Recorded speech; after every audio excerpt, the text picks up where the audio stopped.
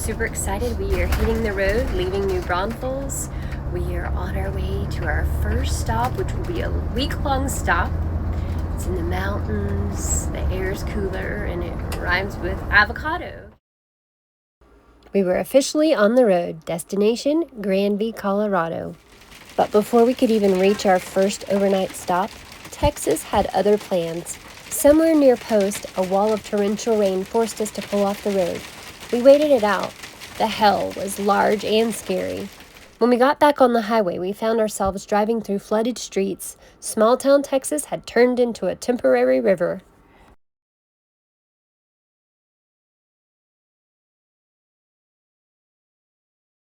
Eventually, we rolled into our first stop, Twin Pine RV Park in Slaton, Texas.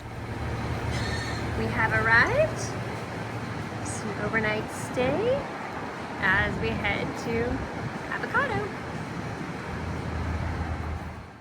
The sites were a bit snug and not paved, but it worked for a quick overnight. We are on the road again. Last night it rained really hard, so we were kept up a little bit. And the trains, there is a train close by, so it would whistle every now and then, but that didn't really keep us up. So we are on our next journey, looking forward to New Mexico. Watch your broken dreams dancing out of the beach of a neon moon. We're just goofing around being silly. Next up, Coyote Keith's RV Park in Clayton, New Mexico. Compared to the night before, it felt like a luxury stay. Thanks. And I can share my muffin with you. The weather is much prettier here in New Mexico tonight rather than what it was yesterday in Post, Texas. But we are enjoying our little visit and looking forward to heading to Colorado tomorrow. Hope you're having a great day.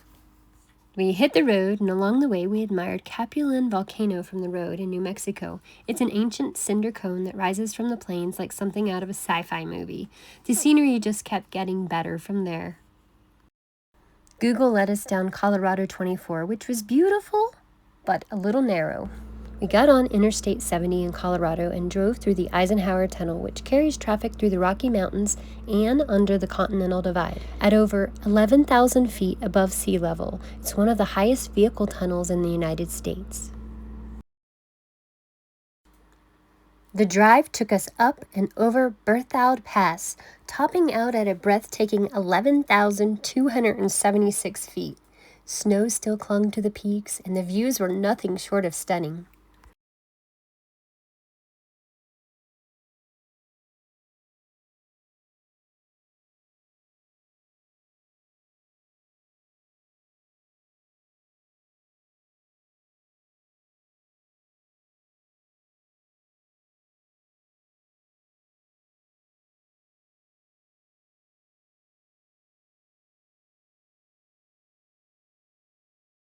Here's Winter Park. I'm sure we'll be back to visit once we park our house. We're parked at Sun Outdoors in Granby, Colorado. This is our view, snow-covered mountains. Isn't it gorgeous?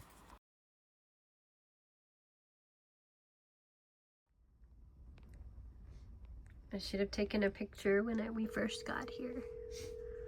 This is our view, and it's snowing. Holy moly! The snow is huge. What's happening? It's snowing! We explored nearby Lake Granby, Colorado's third largest body of water, boasting 40 miles of shoreline and excellent for boating and fishing. The lake shimmered in the mountain sun. It is so gorgeous out here. We are at Lake Granby, Colorado. So amazing. It's so quiet out here. We had lunch at a Mexican restaurant with lively people and a view of Grand Lake. It was great making new friends over tacos and margaritas. It was so relaxing and peaceful, and the air was so brisk. It felt wonderful.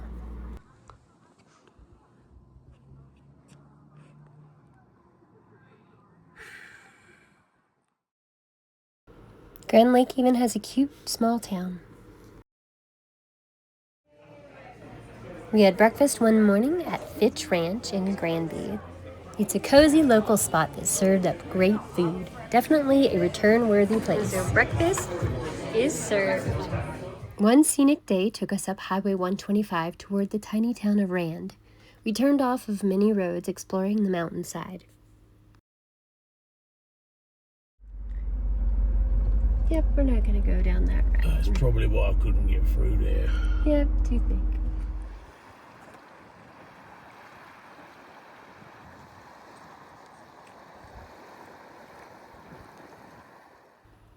The next day, we took another scenic drive. It was a little longer, about a 90-minute drive. We headed to Steamboat Springs.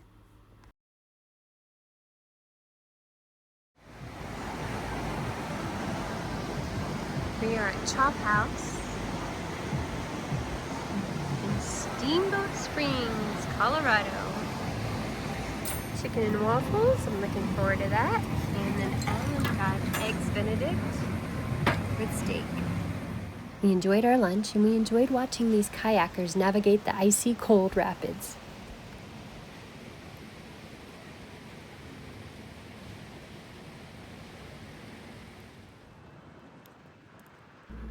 We wandered through the shops downtown, mostly window shopping. Then we soaked in the snow-dusted scenery on the way back to Granby. You can even see the snow at a distance, see it falling.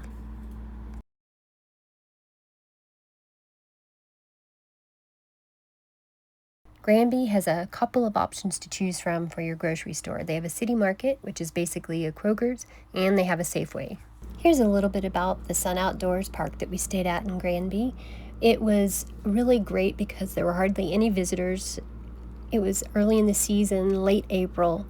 They had pickleball courts, basketball, a fitness center, and even an on-site restaurant, which was really good. We had pizza one night, and there are so many. They have cabins. They actually have Airstreams that you can rent. Oh, it's a great place. It's a lot of area. There's walking trails, plenty of room to ride your bike. There was plenty of room between the sites and the spaces. Some of them were not paved and some of them were, so it depended on what you wanted to pay for. But it's a lot cheaper doing a unpaved site. We had snow one day, even though it didn't stick, and when the sun was out, the temperature reached the 60s and 70s. It was beautiful. When the sun was not out, it was very cold. It is snowing. Can you see it? Oh my gosh. We are trying out an French Indian restaurant. Samosas and onion bhaji. I always call them Samoas, so I think of The Rock.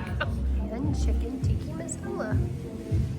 So delicious. And I'm having a crepe for dessert. So delicious. Oh my gosh. I highly recommend Namaste in Winter Park, Colorado. No! There is snow! We are in Winter Park. We just had an amazing Indian dinner. And it's snowing, so pretty. This is Granby at nighttime. So pretty the way they have all the trees lit. The next day we set out for Rocky Mountain National Park. We saw elk grazing in the open fields. One lifted his head as if to say, "Hi, welcome to our home."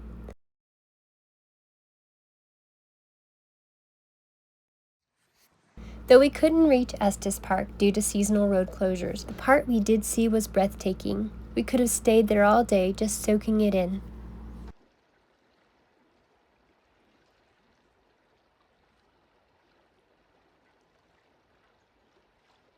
On our way to dinner at Fontenot's.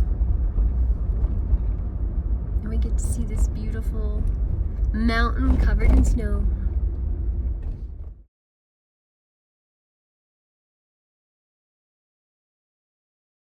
We are having dinner at Fontenot's tonight, so we'll see how it goes. Dinner that night at Fontenot's Seafood and Grill wasn't what we were quite hoping for. But the silver lining, a stunning sunset lit up the sky on our drive home. We packed up our rolling home once again and headed north through Steamboat Springs to Highline Trail RV Park in Boulder, Wyoming, setting our sights on the next adventure, Jackson Hole, Wyoming. We are headed to